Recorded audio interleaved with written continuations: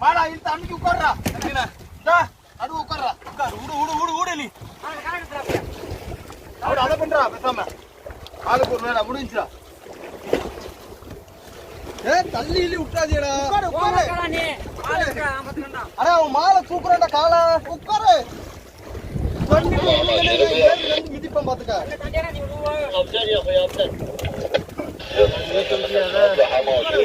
ஒரு ஆள் பிடிக்கணுமா